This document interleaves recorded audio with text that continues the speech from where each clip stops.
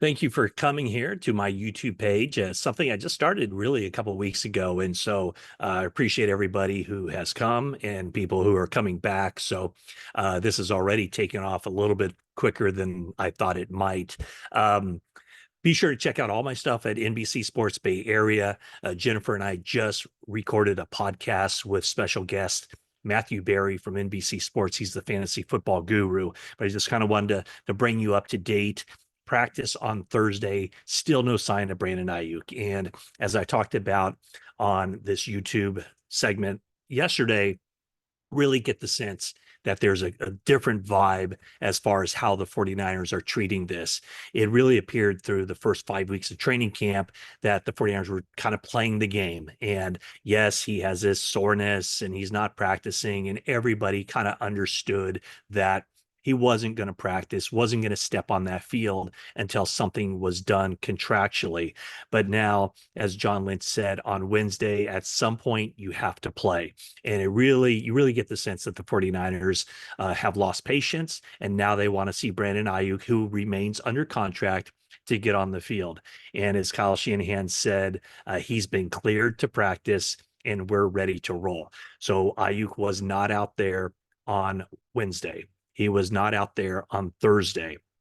Where do things go? I don't know if it's has any real correlation. The 49ers did sign Terrace Mitchell, formerly of the Panthers, to the practice squad, guy with a lot of talent. But, I mean, he's not going to be somebody who steps into Brandon Aiyuk's place. I'm not sure really anyone with the 49ers on the roster can step into that place, which is a guy that put up 1,342 yards receiving and 7 touchdowns. Now, for week one, Ricky Pearsall, Juwan Jennings. Jennings still isn't out there. He has the oblique strain. 49ers expect him to be ready to go week one against the Jets. Pearsall wearing the blue non-contact jersey. I guess this is blue. It also signifies don't touch me, but that's what the blue non-contact jersey means out there on the practice field. He has a shoulder injury. I think he'll be ready to go. The question is just how sharp will he be? That also brings us to Deebo Samuel. Deebo Samuel is clearly the 49ers' number one receiver right now. Whereas when Brandon Aiyuk was on the team, you could say that Brandon Aiyuk was the number one receiver as far as from a pass catching, route running standpoint. The thought all along from early in the offseason was that if the 49ers give Aiyuk the kind of contract that he was seeking, the kind of contract that the marketplace would suggest that he deserves, how much longer could they keep Deebo Samuel with the team? With all the contracts that are coming due next year, they're going to have to pay Brock Purdy, obviously. 2 starting cornerbacks, Charvarius Ward and Deommodore Lenoir, who could have big seasons this year. They're on the final years of their contract. Dre Greenlaw, Talanoa Hufanga. And the thought was, and it was repeated by many people, that if the 49ers sign Aiyuk, then Aiyuk and Samuel can stay together for one more season, and then they part ways with Deebo Samuel. I just wonder now, if what kind of signal it would send if the 49ers do sign Aiyuk to the long-term extension and they have to then get rid of Deebo Samuel. I think Deebo Samuel has done everything the 49ers have asked him to do. He has shown up in really good shape the last 2 seasons, especially this year. And so I just think it's sending the wrong message if they were able to re-sign or sign Aiyuk to an extension to then have the counter move be that they get rid of Deebo Samuel. So I think either now they have to figure out a way to keep both of them. They can't cut Deebo Samuel a year from now or trade him and decide that Deebo Samuel is part of the long-term future of the 49ers and Aiyuk is. So I think it would just be sending the wrong signal. Don't you agree? If the 49ers decided for the long term, they pick Aiyuk over Deebo Samuel after everything that's gone on this offseason. Now, one of the things that Lynch said is that, as far as repairing relationships, I've seen things look dire before and they can turn quickly. This thing really shows no signs of turning quickly. And you really get the sense from the 49ers is that there is skepticism whether they believe that Brandon Aiyuk wants to play because One of the things that Kyle Shanahan said in relation to Trent Williams, he said, I feel when two sides want to get a deal done, usually it happens. They're not saying that about Brandon Aiyuk. So, where do the 49ers move forward, let's say, without Aiyuk? Okay, Deebo Samuel, the number one. And then Juwan Jennings, Ricky Pearsall, Chris Conley, the veteran, has played a lot of football in the NFL, made some big plays in the postseason. He would be part of that mix. And then Jacob Cowing. Those would probably be the guys who are active on game days. Jacob Cowing also handling punt return chores. So I think the 49ers can get by without Brandon Aiyuk for the short term. Are they a better team without Brandon Aiyuk? Of course not. They're a much better team when he's out there. And this guy put up big time numbers last year, made some big catches, etc. So everything Kyle Shanahan said yesterday, everything remains on the table as it pertains to Aiyuk.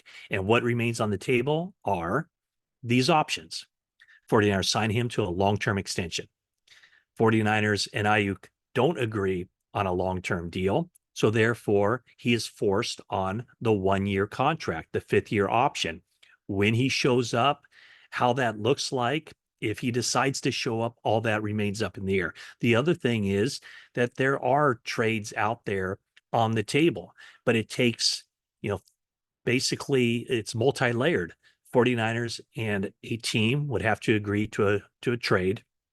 To my knowledge, my personal reporting, they agreed to trades with New England and Cleveland. Now, I know it's been reported they've agreed to a deal with Pittsburgh. I don't have that information that I haven't verified that. The other part of this is that Aiyuk would have to agree to a long-term extension with the team that he'd be going to. No team is going to make a trade for Aiyuk and sign off on it without the assurance that he's there for the long term. So I think he would have a deal with the Steelers. I don't think he would have a deal with New England or Cleveland, just because I think he could have already signed off on those deals. And in the meantime, the Patriots have said, we're not interested. We're moving in a different direction. So those are the things that have to happen. As far as Trent Williams, the 49ers kept only 2 offensive tackles on their initial 53-man roster. And those are the guys who are penciled in right now to be the starters week 1. Jalen Moore at left tackle, Colton McKivitz at right tackle. All of their depth on the offensive line is the interior guys, centers and guards. So that leaves them very vulnerable at that spot. What's the holdup with Trent Williams? I think it's multi-layered. Not as much information available on that front, other than Trent Williams has some leverage. I mean, the 49ers are in a bind if Trent Williams isn't out there week 1. He doesn't have any guaranteed money left on his deal. 49ers would certainly, I would think they would be very open to converting some of that non-guaranteed money to guarantees. The question is how much. I'm sure Trent Williams would like money added to his deal. He is signed through 2026, and that number in 2026 is $32 million. How much of that money could they move forward? How much do they account for the nearly $5 million in fines that he's already racked up? All those things need to be hammered out, but I'll just go back to what Kyle Shanahan said. I feel when two sides want a deal to get done, it usually gets done. So that's where we are. No real on-field news to report other than Dominic Pooney. Looks like he's going to be the starter at right guard. No big surprise there. And then the other thing to keep an eye on, it certainly looks like the 49ers nickel defense will feature Diamador Lenore sliding inside to cover the slot receiver as nickelback. And then the matter is, who is the starting corner on the outside? Is it Isaac Yiadom, the veteran, or is it Renardo Green? So, 49ers had, by all accounts, a very good draft. They haven't played a game yet, but each of the 49ers draft picks starts the season on a 53-man roster. All but one will be with the 49ers, the lone 49ers draft pick who did not make it. Jared Kingston, the offensive lineman from USC, he's picked up by the Carolina Panthers off waivers. And that's where we are.